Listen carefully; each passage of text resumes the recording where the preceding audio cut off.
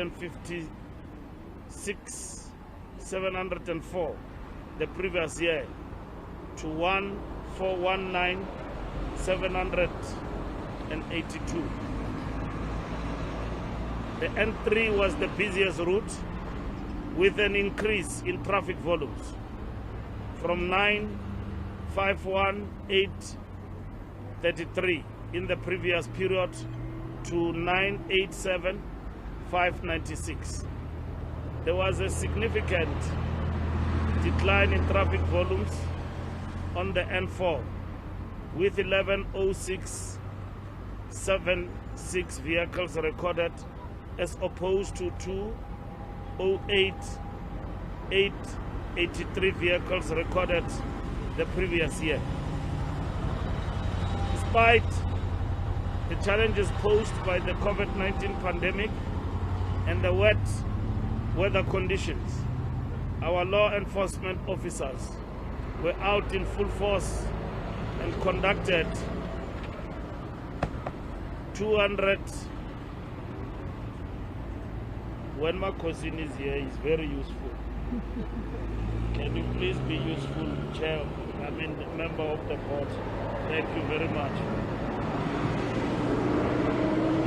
Despite the challenges posed by COVID-19 pandemic and the wet weather conditions, our law enforcement officers were out in full force and conducted 2,937 roadblocks, where 1,379, 191 vehicles were stopped. This resulted in 245, 763 traffic fines being issued. A total of 7,309 vehicles were discontinued and 386 vehicles were impounded. A total of 4,144 motorists were arrested for offenses that include driving under the influence of alcohol, excessive speeding, violation of operating permits, and the possession of false documents. We also executed high-profile campaigns to raise public awareness on road safety. This includes Hood for Life and It's Not Just About You campaigns, which we executed with private sector partners such as aware.org and DISTEN. The Medical Research Council also assisted with travel protocols and guidelines. While the number demonstrates that the majority of South Africans respected the law and observed the curfew, a few intransigent motorists were on the road when they should not be. As a result, 31.1% of crashes happened during the curfew between midnight and 6 o'clock in the morning.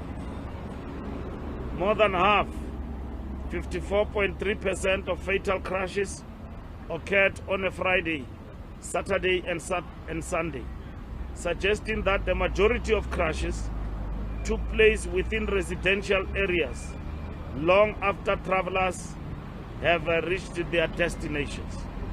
There was a notable decline of 4.9% in the number of pedestrians who died on the roads compared to the previous year. However, driver fatalities increased from 24.2% to 26.9%. Passenger fatalities increased from 32.2% to 34.5%, while cyclist fatalities stood at 1%. The main cause of crashes were jaywalking, hit and run, speeding, overtaking onto oncoming traffic, wet and slippery surfaces, and tire bursts. We are encouraged to note that fewer minibus vehicles were involved in fatal crashes over this period. Minibus vehicles accounted for 8.2% of fatal crashes compared to 11.1% in the previous year.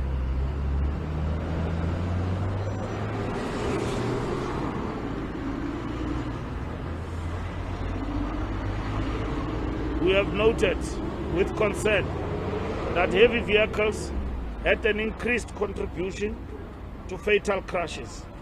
Heavy vehicles with a gross vehicle mass greater than 3,500 kg were involved in 5.2% of fatal crashes compared to 3.7% last year.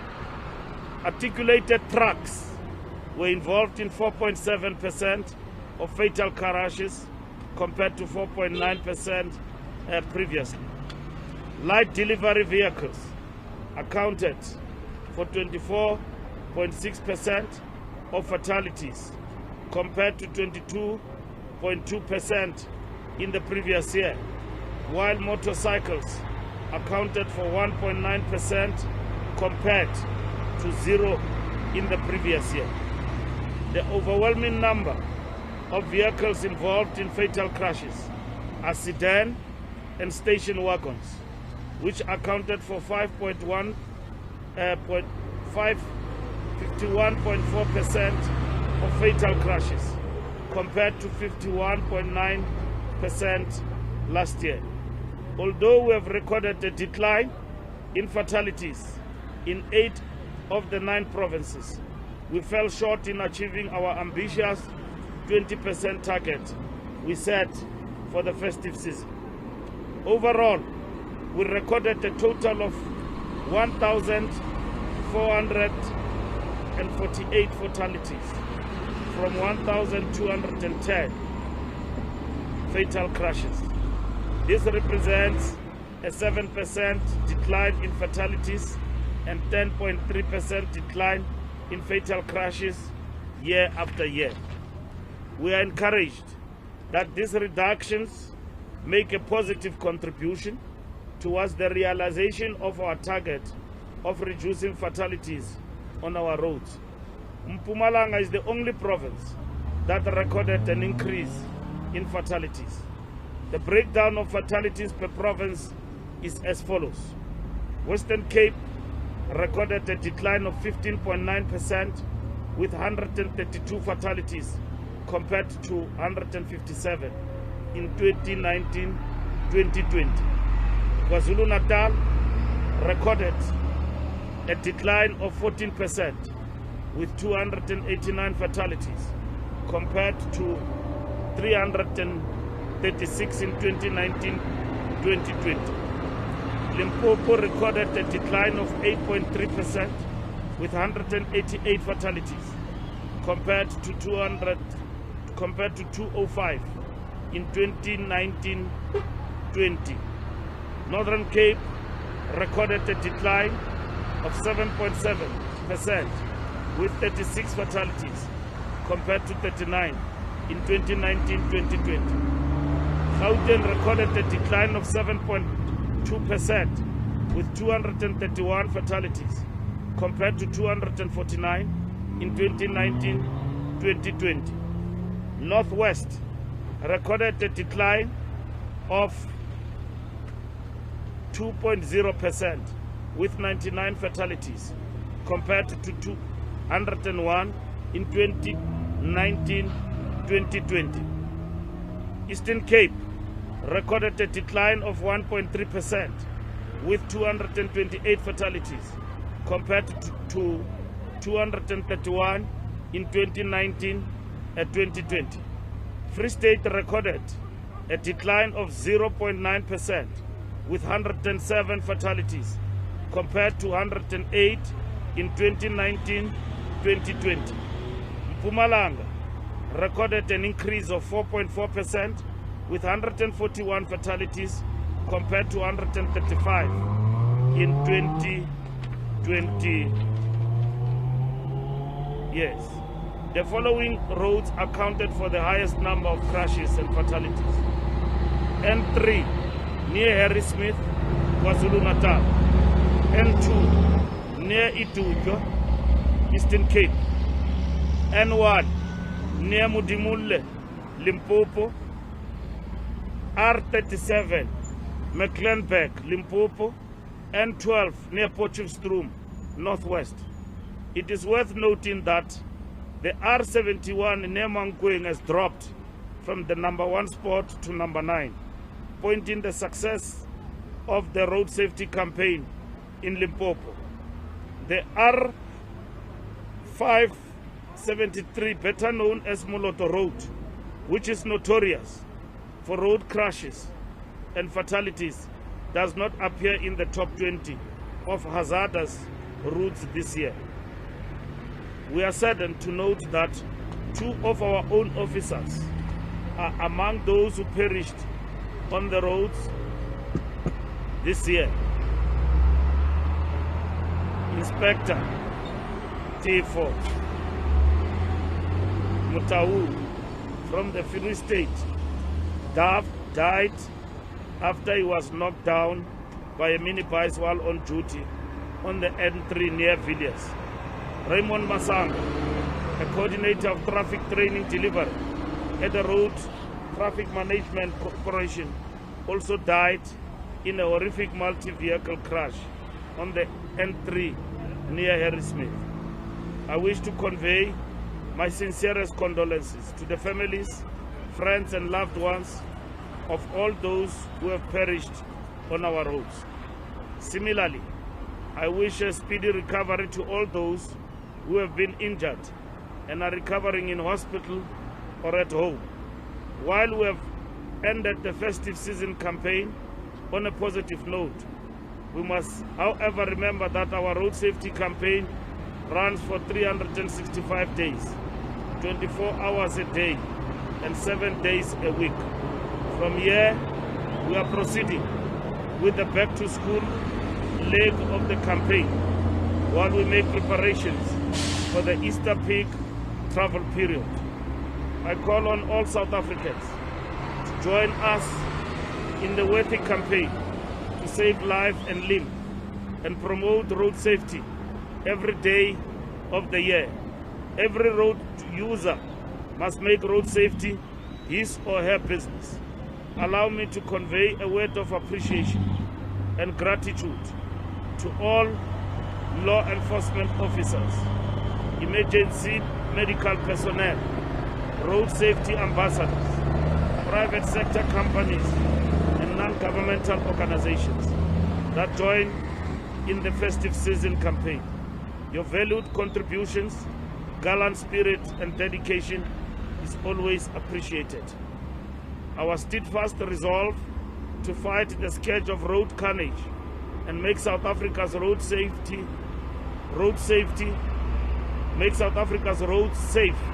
is inspired by Ngugi wa Thiong'os,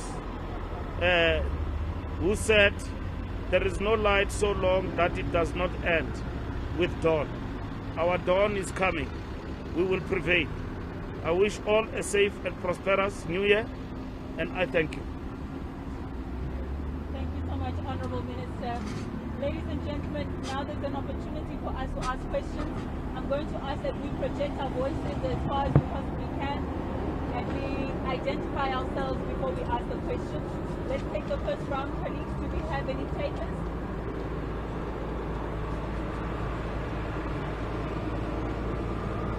Okay, I'm not seeing any hands up. I'll take it that everybody likes to see you. Sorry, Michael. Yes, go ahead. Hi, Minister. Michael from the NCA. A decrease in fatalities of 7%. If we consider we're in the midst of a pandemic, would you have liked to see a greater decline than just 7%? South Africans, it seems, still hit the roads in a very big way. Thank you. Yes, Michael, I agree with you. It shows that our people did not observe the curfew as it would have been. You will see that the 7 decrease illustrate this point very clearly. And also, what is disappointing is that people still traveled at night to undermine the curfew. And whilst our message was saying people must travel during the day and then not travel at night, and then travel on time, so as to avoid the rainy season, slippery on the road, and all of that. So it shows that during this period of December, we still had recorded high numbers on the road. And I think it is N3 that accounted for the highest volumes, which means people still went to Durban, but they didn't reach the beach because Fikile was waiting for them there. But they did go to Durban in numbers this festive season. Thank you so much. We have another hand this side. Sorry, Minister. Where are you from? Could you come this side just as well, quickly, please? Yeah, just stand on the side. From Carte Blanche, then?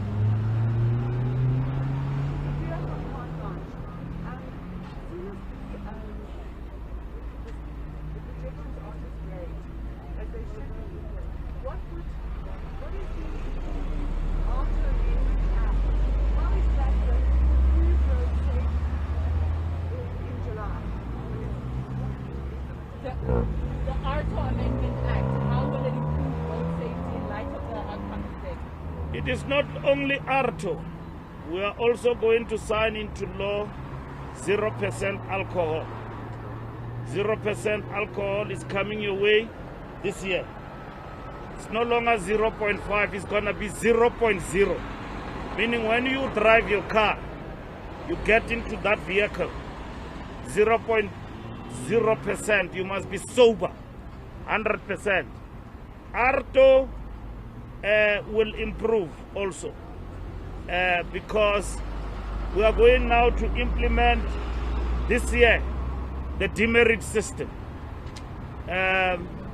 When you commit a number of offenses, you risk losing your driver's license.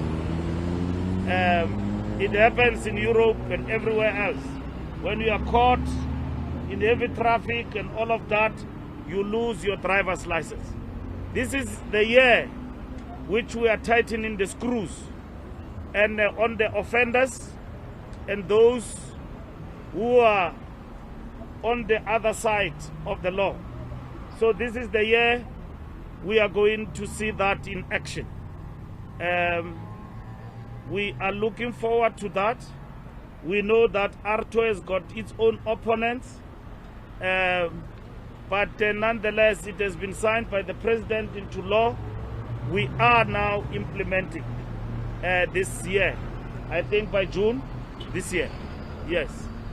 Thank you so much. We do have another hand. We have two. Water.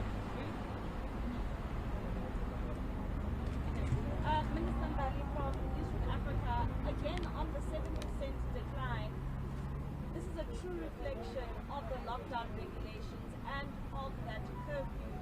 Would you say that, looking at that 7% decline, is the lockdown regulations, specifically looking at curfews, really working to make South Africans stay at home and not be rolling around in the streets?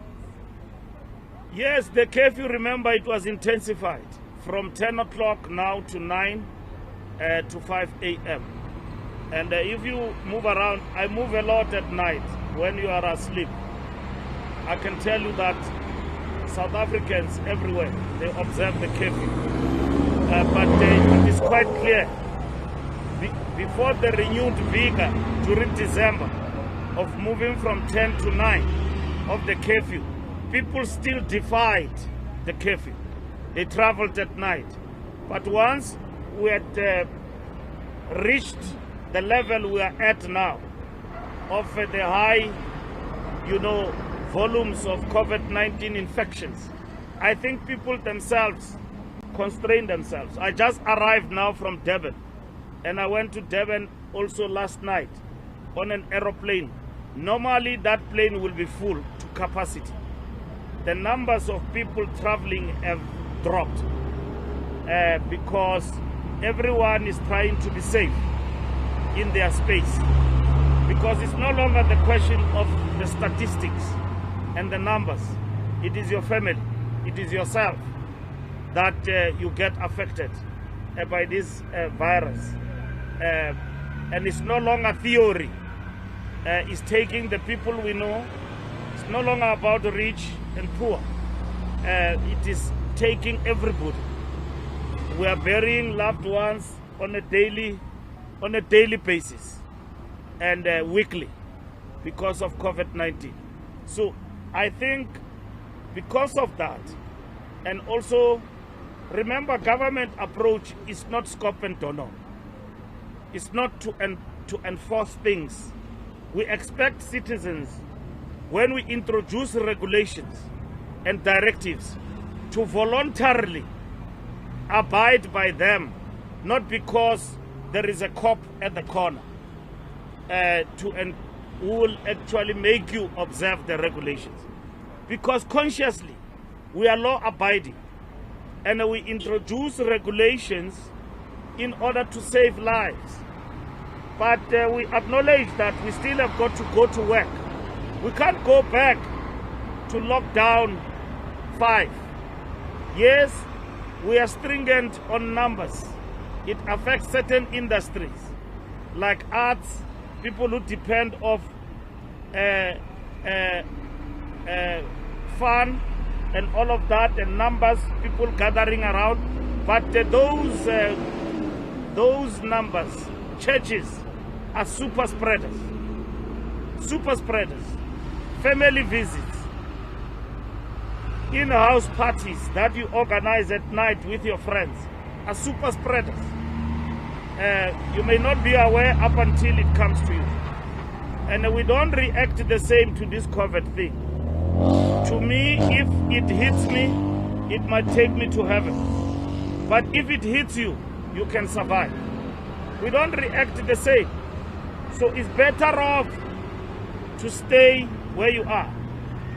I was fighting with my wife because all the time I tell her when I need a visa at home, I'm going to a meeting. And then you understand what is a visa. So, yeah. So she was fighting with me that you are going to bring COVID to us because you are always meeting people. Can you reduce meeting people and all of that? She's got a valid point. Because the more I meet with you in meetings, whether it's visa or not, I'm risking contracting the virus all the time. Just preserve life by means of curtailing unnecessary movement. I heard Malema talk about Sijolo. Ukuthi Sijolo masime kancane. Yeah, Sijolo asieme lisona anyani with people that will risk you in a particular situation where you'll find yourself attracting COVID-19. These are tips we don't observe. We think when we sit like this and drink in the darkness, we are safe. We are not. We're just infecting each other. And we've got to reduce that a little bit. Because we were told that COVID is afraid of heat. But we are in the middle of a heat and it's hitting us heavily. I thought when we leave winter, it will be better. Because we're told about vitamin D, whatever that it is. We are not virologists, we are not scientists. So we rely on them. But we see now in the middle of the summer in South Africa, there is a variant that is hitting us, and we are told, which is what we must observe. We've got no solution to this thing, either than of implementing non-pharmaceutical measures. It's not going to help us to philosophize and become virologists overnight and want to boycott the vaccine and all other things.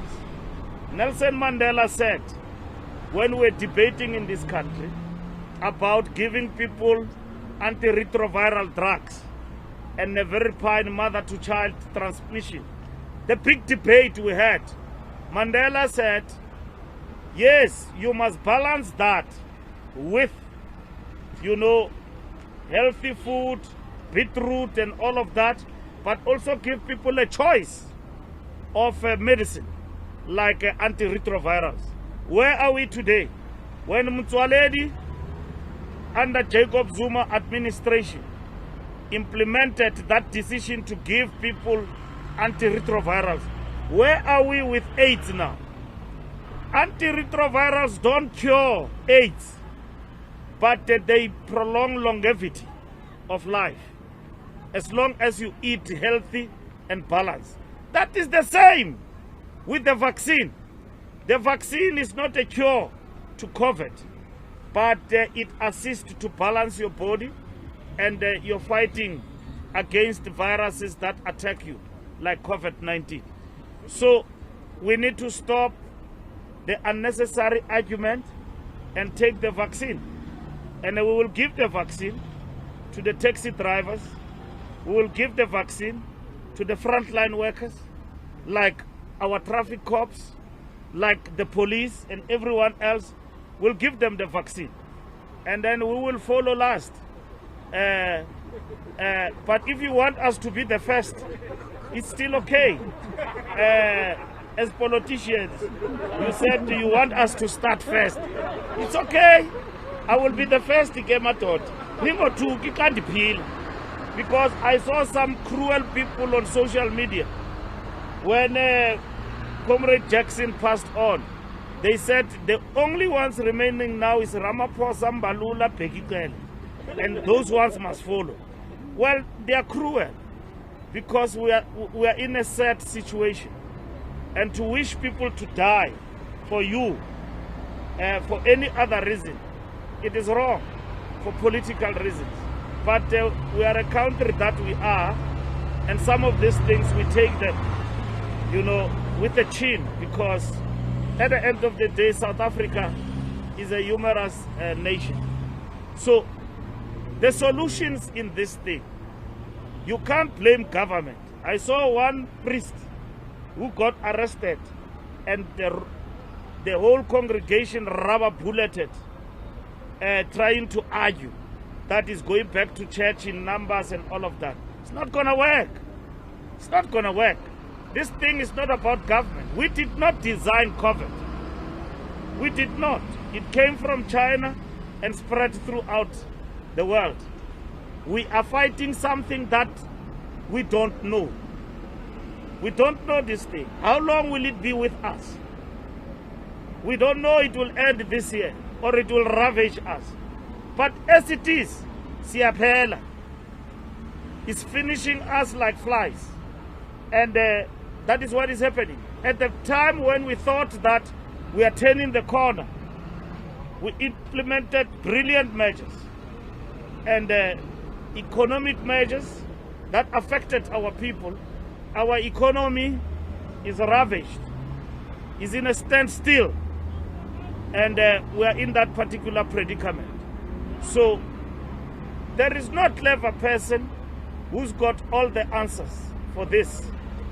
And you blame South Africa. Yes, we have to be blamed to our government. We have been meeting since COVID-19 every day.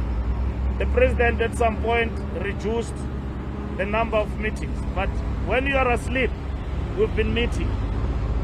We decide. Lockdown 5 every day. There's not been any relaxation. And then it only reduced now when we meet once weekly through NCCC. Government has been operational. Law officials have been operational. Doctors on the ground have been operational. We are in a big mess, big mess that no one of us could have imagined. But we're fighting. And we salute our people and their courage to come to the party. I see other countries like Tanzania, there is no mask there. I wish I could live there. I don't know why. And I asked a friend in Tanzania, he said there's no COVID here. I said that is not possible. I mean, they are just not testing. I mean, there should be heavy COVID. And our artists are failing to make ends meet, and all of that is a strain on feeding families who depend on mass gatherings and all of that. Thank you very much.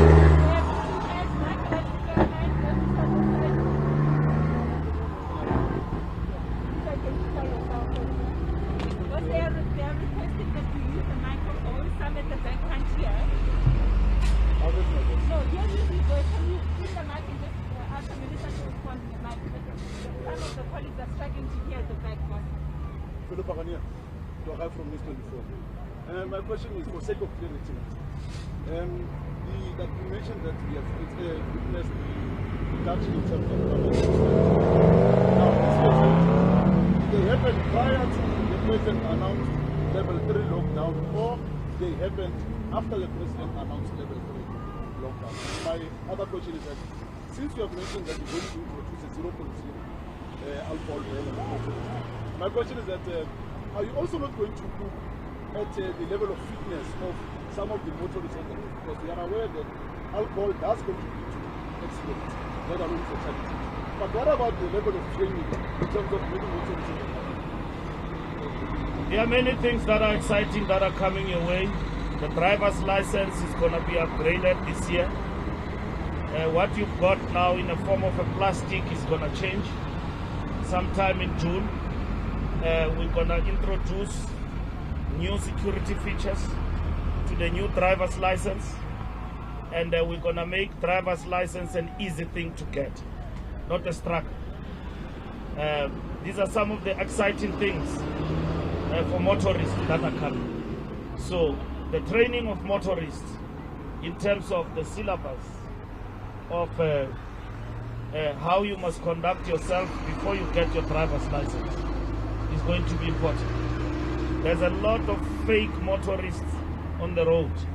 There's a lot of people who are not supposed to be driving, but are driving. You're correct that we must look into that and heighten the training of people. The accidents happen in between the president announcement and after. But what we have seen, the numbers went down when the president announced 9 o'clock curfew. But the numbers were higher when it was 10 o'clock, because we saw many people on the road after 10 o'clock, and we saw many accidents and fatalities after 10 o'clock at night. So it means, these people who say that I'm going to leave here at 12, when it hits 6 o'clock I will be in the Eastern Cape, occupied our roads at night. But when we started to announce the curfew from 9 o'clock and we saw police visibility on the road, the numbers drastically dropped. So that is it.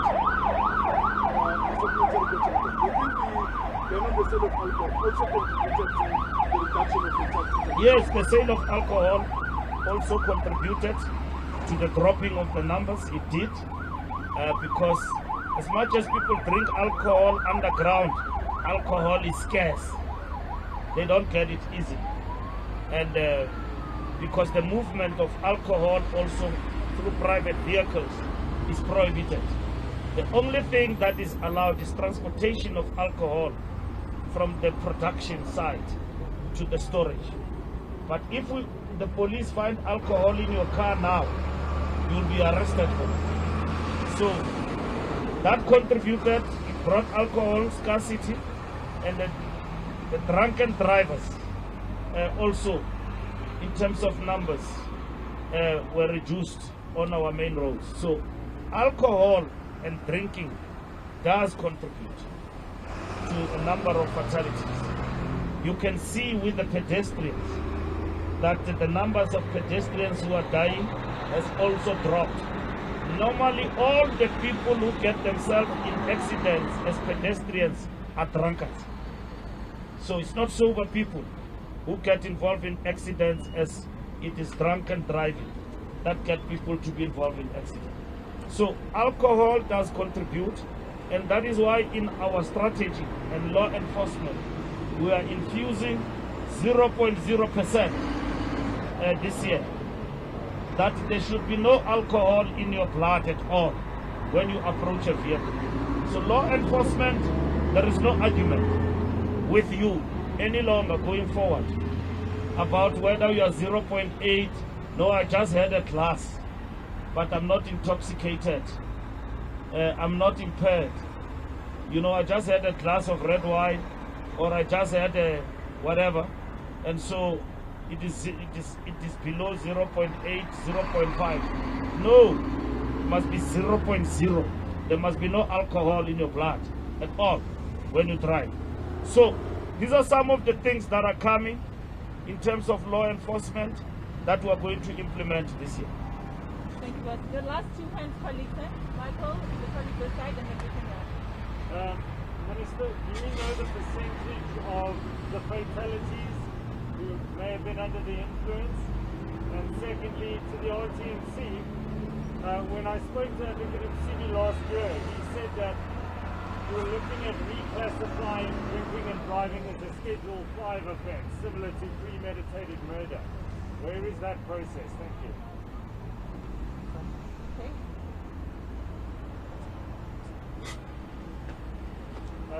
Could we just move the Yeah, microphones, please? Is it? Are you able to help with the mic? Can we hold on? Can we get one more question in case it's directed at the minister? Don't. So they will come back. No, they'll come back. That's fine. Just hold on a second. We'll bring them back in that case.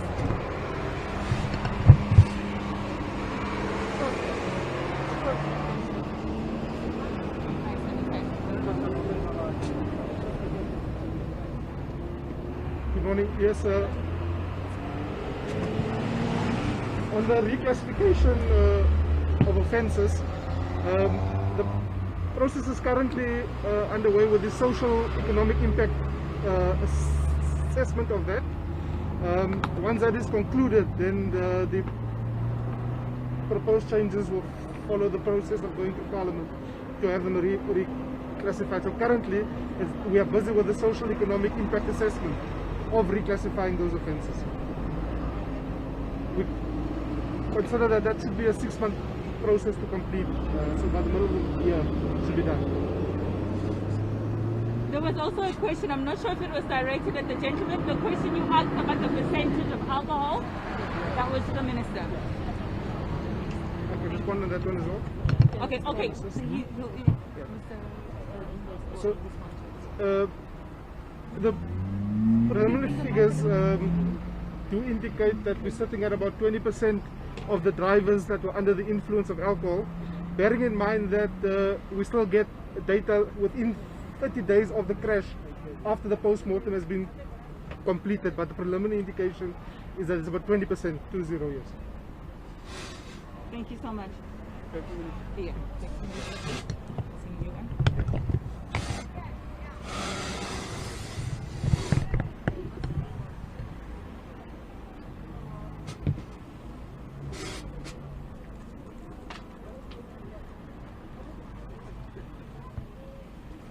Minister, curfew isn't going to be with us forever. So what is the actual plan when hopefully there's no pandemic and we don't have curfews to improve enforcement on the road and to possibly increase the amount of officers on the road? Yes, curfew is not going to be with us. That is why I spoke about strengthening the law and punish the reckless use motorists on the road,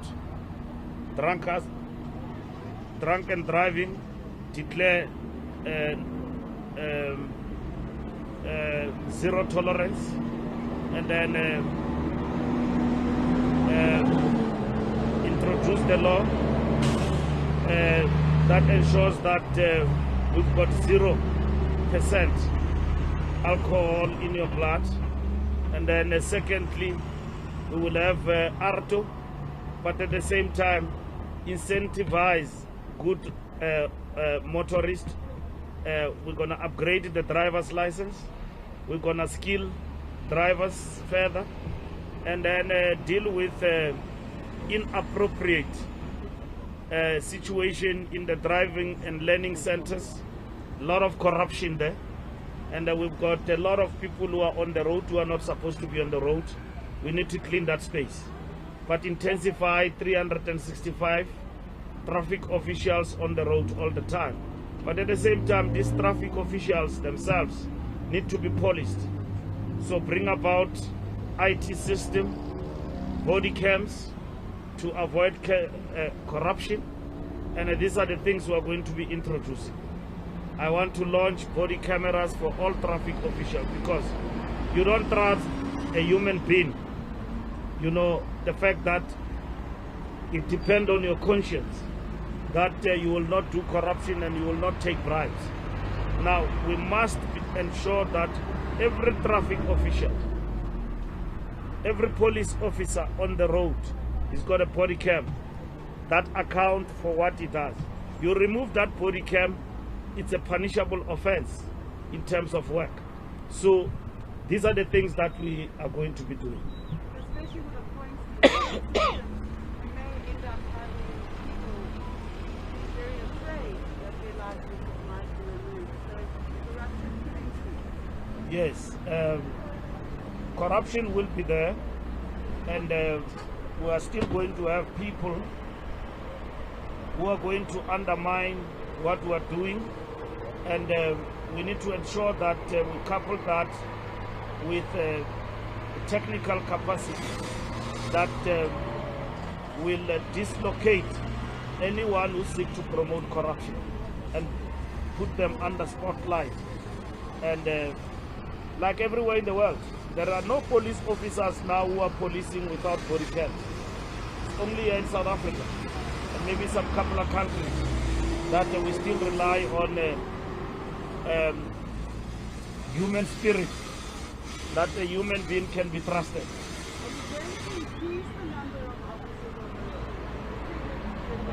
We have to increase, but I can't give that answer now. Our intention is to increase the boots on the ground. Yeah. Thank you so much. Very short. Minister, back to the 0.0 measure. Do you think that this issue is going to be problematic? Because there are people who are taking medication and alcohol. And also, you remember the issue of the health class. You remember that there were some people that we also contributed to alcohol in the system.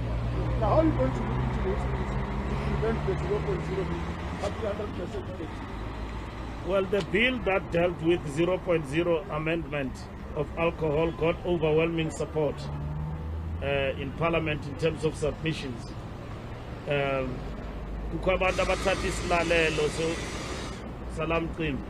You know, but we want 0.0%.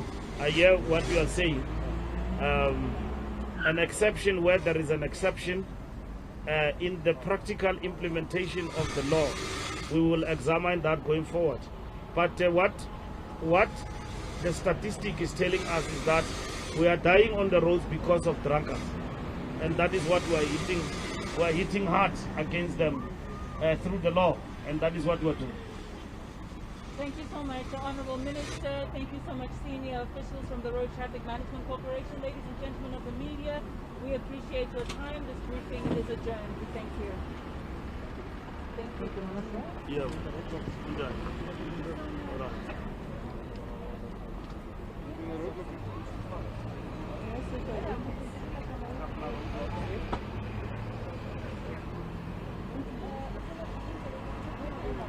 Yes,